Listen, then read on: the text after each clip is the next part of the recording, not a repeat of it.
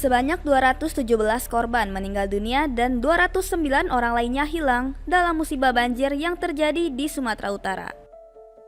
Korban jiwa tersebut berasal dari sejumlah wilayah di Sumatera Utara seperti Tapanuli Tengah, Tapanuli Selatan, Tapanuli Utara, Sibolga, dan Humbang Hansudutan.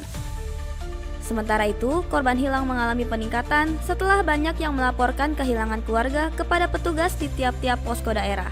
Jadi korban jiwa untuk Sumatera Utara 217 jiwa yang meninggal dunia, kemudian 209 yang masih hilang.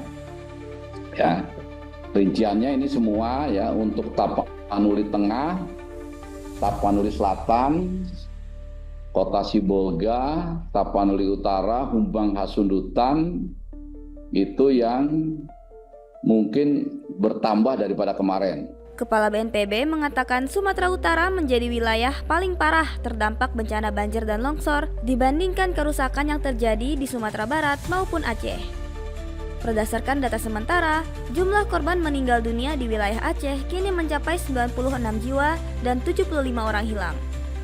Sedangkan di wilayah Sumatera Barat, 129 korban meninggal dunia, sementara 118 lainnya masih belum ditemukan.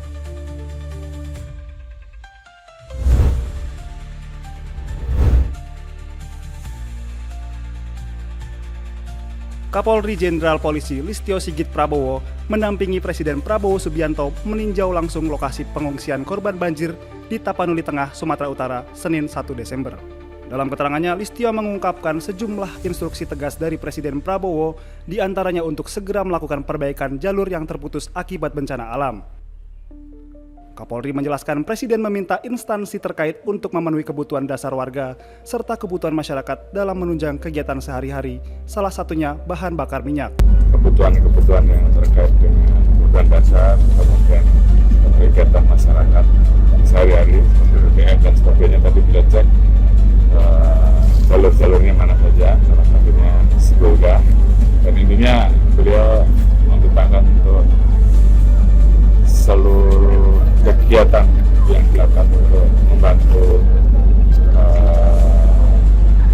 masyarakat yang terdampak bencana alam ini untuk dimaksimalkan.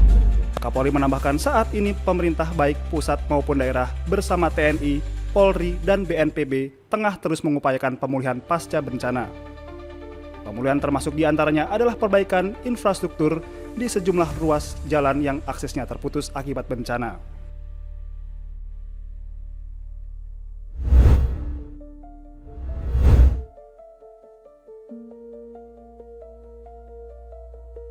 Musyawarah Daerah Ketiga Dewan Pengurus Daerah atau DPD Partai Golongan Karya Kalimantan Utara digelar di Tanjung Selor, Kabupaten Bulungan. Acara konsolidasi ini menjadi momentum bagi partai beringin untuk merumuskan strategi pemenangan di masa depan. Dalam musda ini, disampaikan data proyeksi penting bahwa pemilih berusia 17 hingga 15 tahun akan meningkat signifikan hingga 72% dari total pemilih pada pemilu 2029 mendatang. Hadir dalam agenda ini, Ketua Umum Partai Golkar, Bahlil Lahadalia, yang menyampaikan bahwa partai politik yang dapat bertahan adalah partai yang mampu menarik kalangan muda untuk menjadi kader dan simpatisan. Oleh karenanya, Bahlil pun mengajak seluruh kader Golkar harus beradaptasi dengan menerapkan strategi yang inovatif. Usia 17 tahun sampai dengan 50 ini 72%. Maka tidak ada cara lain adalah Golkar harus melakukan strategi inovatif untuk bagaimana merekrut dan atau meraih simpati pemilih yang mayoritas itu, dan itu bisa dilakukan kalau ada konsolidasi.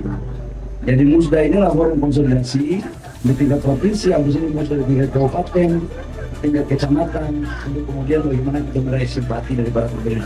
Bahlil juga memasang target ambisius, yakni penambahan kursi di DPR RI pada tahun 2029 dengan perolehan di atas 102 kursi atau lebih dari 18% secara nasional.